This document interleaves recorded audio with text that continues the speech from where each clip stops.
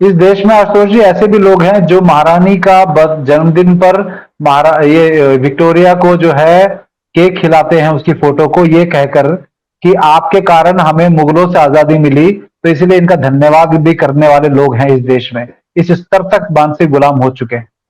आज हमारे बच्चे जो हैं वो संस्कृत के बजाय अंग्रेजी मीडियम में पढ़ने वाले बच्चे को ज्यादा ऊंचा देखा जाता है।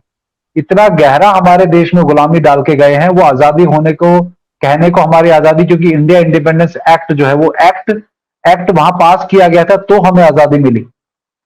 तो ये जो कोई एक्ट ब्रिटिश पार्लियामेंट में पास होगा तो हमें आजादी मिलेगी, तो ये कोई आजादी नहीं है। जितने भी क्रांतिकारियों ने वास्तविकता में जिनका जिनका ये जुनून था देश को आजाद कराने का, वो एक भी क्रांतिकारी, चाहे वो सुभाष चंद्र बोस हो, चाहे वो चंद्रशेखर आजाद हो, भगत सिंह हो, कोई भी उस समय जीवित नहीं था। कोई भी जीवित मैं नहीं था। क्यों? क्योंकि उनके उनके रहते वो असली आजादी, असली आजादी ही, जो नकली आजादी दी वो नहीं एक्सेप्ट करते, इसी कारण से।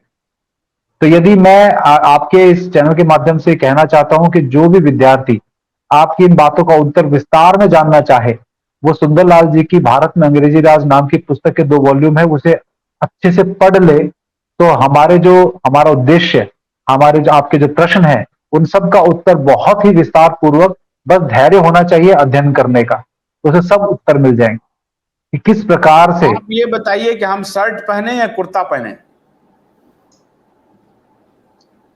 आप कुर्ता पहनिए, पहनने से हम आजाद हो जाएंगे। इस बात को बिल्कुल वैज्ञानिक तरीके से कह सकता हूं कि वस्त्र जो है वो किसी व्यक्ति के चुनाव से नहीं होता, वो भौगोलिक दृष्टि के आधार पर चयन होता है। आप गर्म प्रदेश में रहते हैं, इस गर्म प्रदेश में जीने वाले लोगों को ढीले वस्त्र पहनने चाहिए, हल्के वस्त्र पहनने चाहिए।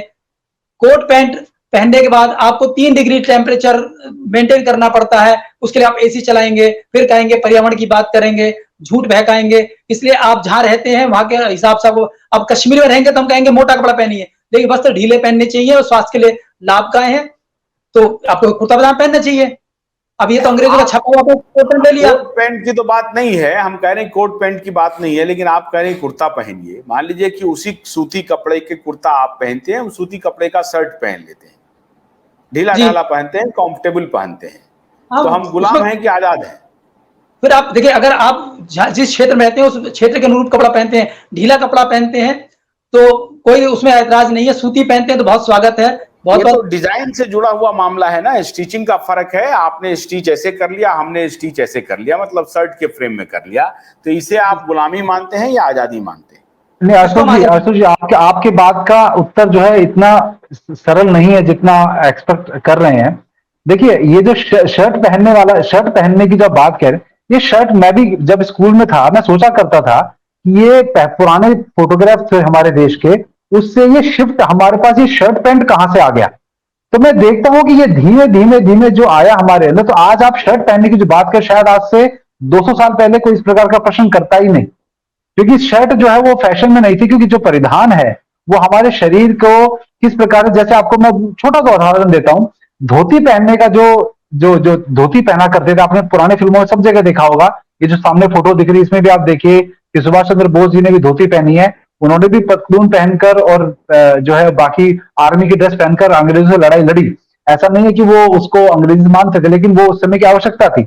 लेकिन धोती जो है, आप कहीं भी जब ये लघु शंका, जब आपको पेशाब आता है, आप कहीं भी जो है बैठकर पेशाब कर पाए, उसके हिसाब से धोती बिल्कुल सही से डिजाइन की गई थी। क्योंकि बैठ के पेशाब करने से प्रोस्टेट की प्रॉब्लम नहीं होती, और खड़े होकर पेशाब करने से प्रोस्टेट की प्रॉब्लम होती है।